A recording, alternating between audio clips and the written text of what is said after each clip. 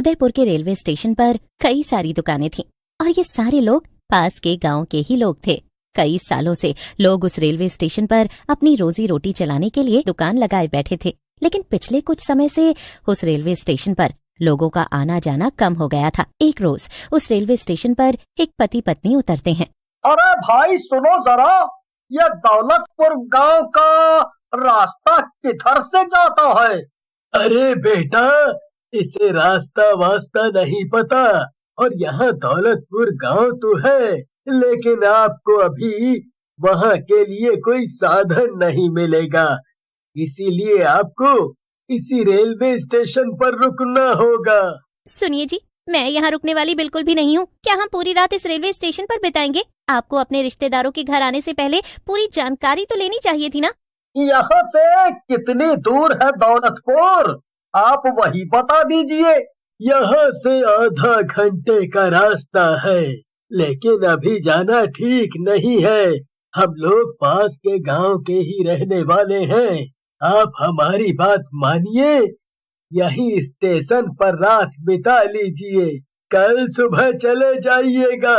सुनिए, हम आगे किसी और से पूछ लेंगे। ये लोग पता नहीं अपने आप में क्या इशारेबाजी कर रहे हैं। औरत को गुस्सा आता है और वो अपना बैग उठाकर दौलतपुर गांव के लिए निकल जाती है। इन शहर के बेवकूफ लोगों को अगर हम कुछ बता भी दें तो ये लोग उस पर विश्वास करेंगे नहीं और हमें ही मूर्ख और गवार कहकर वही काम करेंगे जो इन्हें नहीं करना चाहिए। हाँ, अब तो भगवान ही इन दोनों की रक्षा करे। बिल्कुल ठीक कह रही हो काकी तुम, अब तो भगवान ही दोनों को उससे बचाए। लेकिन अगली सुबह करीब 6 बजे जब ये तीनों घर की तरफ जा रहे होते हैं, तभी उन्हें लोगों की भीड़ दिखती है। जब तीनों वहां पहुंचते हैं तो देखते हैं कि वो औरत और आदमी बीच रास्ते में मरे पड़े हैं। भगवान अब उनकी आत्मा को शांति दे। अगर रात भर स्टेशन पर रुक गए होते तो ये हाल तो ना होता इन लोगों का। देखो जरा, भेलपूरी भी खरीदी थी इन्होंने। धीरे धीरे समय बीत रहा था और महीने में कम से कम 4 से 5 लोगों की मौत दौलतपुर गांव जाने वाले रास्ते में ही हो जाया करती। हर कोई इस राज से अनजान था कि आखिर लोगों को कौन मार रहा है, लेकिन गांव के आसपास के लोग इस बात से वाकिफ थे और वो इस बात का जिक्र भी नहीं करना चाहते थे। एक रोज कुंती अपनी समोसे की दुकान लगाती है और वो बहुत खुश थी। आज मैं 2 घंटे बाद ही ये समोसे बेचकर चली जाऊंगी। वो क्या है ना, मेरा बेटा आने वाला है शहर से और बहू भी, तो मुझे उनके लिए खाना पीना बनाना है। अरे क्या बात है काकी, आज बता रही हो कि उमेश भैया आने वाले हैं। देख रहे हो ना काका, आज तो कुंती काकी के चेहरे से मुस्कुराहट ही नहीं जा रही। क्या बात है काकी, ऐसे ही हंसती रहा करो, अच्छी लगती हो।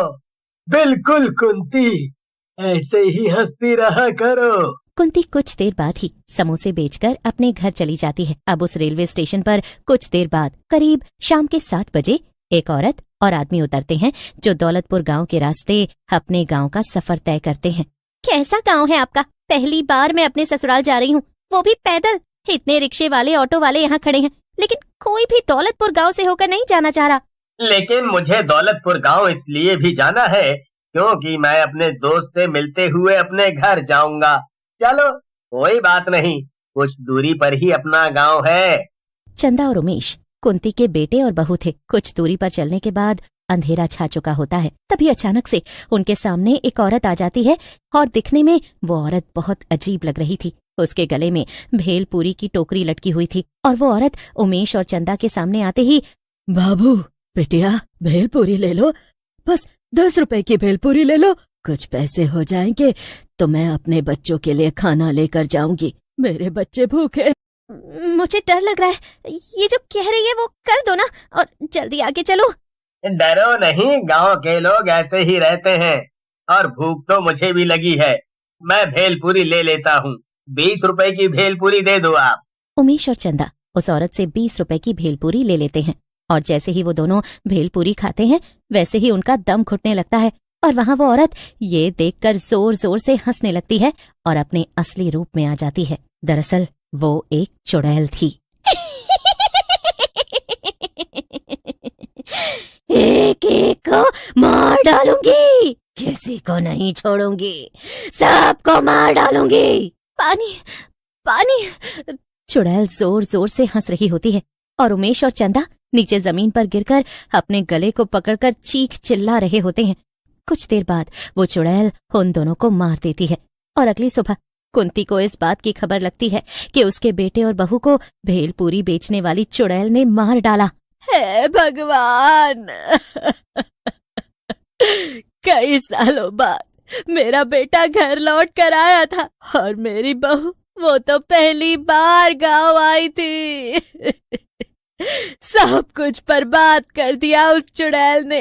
मेरे बच्चों ने क्या बिगाड़ा था उसका? गांव वालों को उस भेलपुरी वाली चुड़ैल के बारे में पता था, जो दौलतपुर गांव के रास्ते में रात के वक्त लोगों को भेलपुरी बेचकर मार डालती थी। जो कोई उसकी भेलपुरी खाता वो मारा जाता। ऐसे ही लगभग आगे भी चलता है और उस रास्ते से आने जाने वाले लोगों को वो चुड़ैल अपना शिकार बना रही थी। कुंती अब समोसे बेचने का काम छोड़ चुकी थी। वो बीमार रहने लगी थी और करीब अपने बेटे बहू के मरने के 1 महीने बाद सदमे से कुंती की भी मौत हो जाती है। गांव में कुंती की मौत के बाद लोगों में उस चुड़ैल को लेकर और भी ज्यादा दहशत फैल गई थी। हर कोई उस चुड़ैल के बारे में ही बात कर रहा था। एक रोज चाय बेच रहा कैलाश एक बाबा जी को चाय पिलाता है। बच्चा खुश रहे, भला हो तेरा। इस गांव में लोगों का कभी भला नहीं हुआ है जब से वो दुष्ट चुड़ैल लोगों को सता रही है। किसकी बात कर रहा है तू बच्चा? उस चुड़ैल की जो बेकसूर लोगों की जान ले रही है। मुझे सब ज्ञात है वो ये सब क्यों कर रही है। क्या क्या जानते हैं आप? क्या आप हम गांव वालों की मदद करेंगे? यहाँ हर दूसरे तीसरे दिन कुछ ऐसा हो जाता है जिसकी हमें उम्मीद नहीं होती।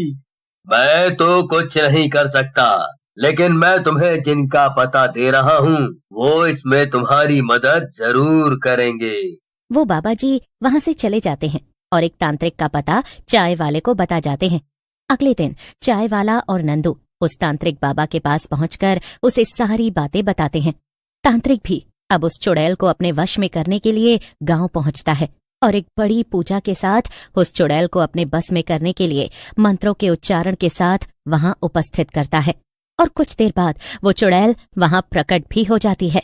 तुम गांव वाले मूर्ख हो, सबके सब मारे जाओगे, सबके सब मारे जाओगे मेरे हाथों। भूल गए वो दिन जब इस गांव की एक औरत और एक लड़के ने मुझे सिर्फ इसलिए मार डाला क्योंकि मेरे पास सिर्फ 500 रुपए थे जो मैंने भेलपूरी बेचकर पूरे दिन में कमाए थे। लेकिन जब मैं घर जा रही थी तो उन्होंने मेरा रास्ता रोका, मुझसे मेरे पैसे छीन लिए और जब मैं चिल्लाने लगी तो मेरी जान ले ली। जितना दुख मुझे अपनों से दूर होकर हुआ उतना ही दुख मैं तुम सबको दूंगी, सबको मार डालूंगी। तांत्रिक मंत्र के उच्चारण के साथ उस बुरी शक्ति को अपनी बोतल में भर लेता है और हमेशा हमेशा के लिए उसे दूर ले जाकर बहती नदी में प्रवाहित कर देता है। उस दिन के बाद से गांव में उस चुड़ैल का आतंक तो कम हो जाता है, लेकिन तब तक उस चुड़ैल ने काफी लोगों का घर उजाड़ दिया था।